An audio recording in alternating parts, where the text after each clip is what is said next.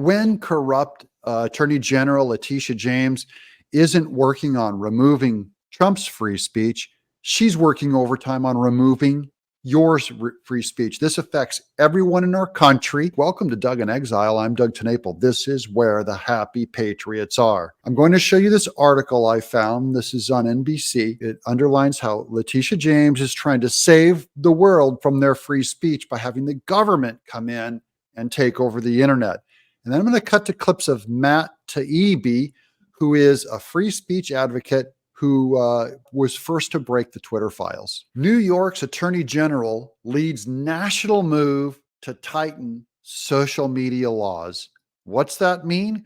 Well, here's Matt Taibbi testifying before Jim Jordan, and Jim Jordan and he are allies to protect free speech. The nature of censorship programs is that they tend to expand in all directions, and these programs already have. He's already blowing the whistle on the government encroaching on our free speech rights. New York Attorney General Letitia James is trying to crack down on social media. This is the government demanding they be able to collude with social media providers. And you know what that means. And the former executive director of the ACLU, Ira Glasser, once explained to a group of students why he didn't support hate speech codes on campuses. The problem, he said, wasn't the speech. The problem was, quote, who gets to decide what's hateful? Who gets to decide what to ban?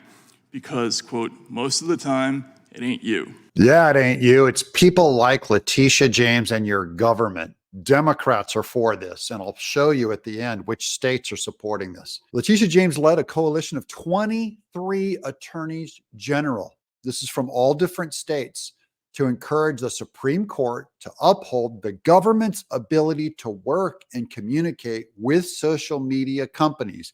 This is something that Jim Jordan's been trying to stop, and Rand Paul. There's been a dramatic shift in attitudes about speech in this country, and many politicians now clearly believe the bulk of Americans can't be trusted to digest information on their own. Having come to this conclusion, the government agencies like the DHS and the FBI and the quasi-private agencies who do anti-disinformation work have taken upon themselves the paternalistic responsibility to sort out for us what is and is not safe. Right. They're always going to come in the name of rescuing you.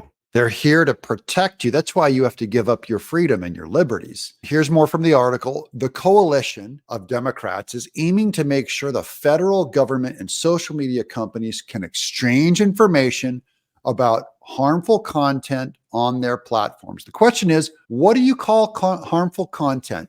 It's never going to be the rainbow agenda. That's not going to be the harmful content they'll ever flag. They mean pro-life Catholics.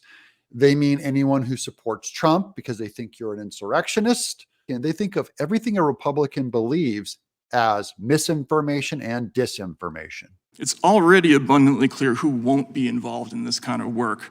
There'll be no dock workers doing content flagging, no poor people from inner city neighborhoods, no single moms pulling multiple waitressing jobs, no immigrant store owners or Uber drivers. These programs will always feature a tiny, rarefied sliver of affluent, professional class Americans censoring a huge and ever-expanding pool of everyone else. Here's Letitia James, quote, an open exchange of information between public authorities and social media platforms is critical to keeping people safe online.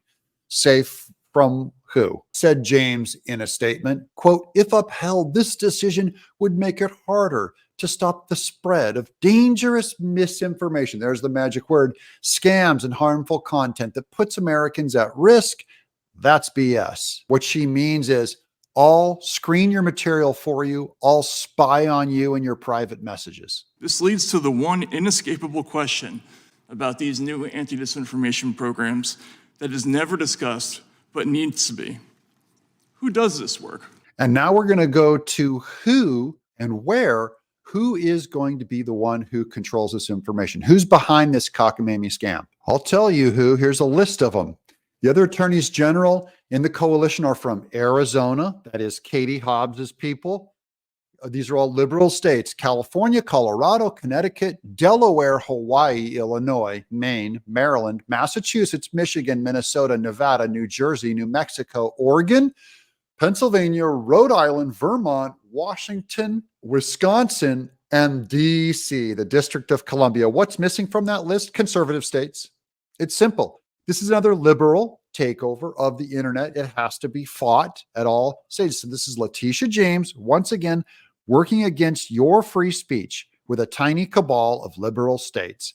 They're lunatics. We know already what they think they're trying to protect us from, being conservative, normal, family people.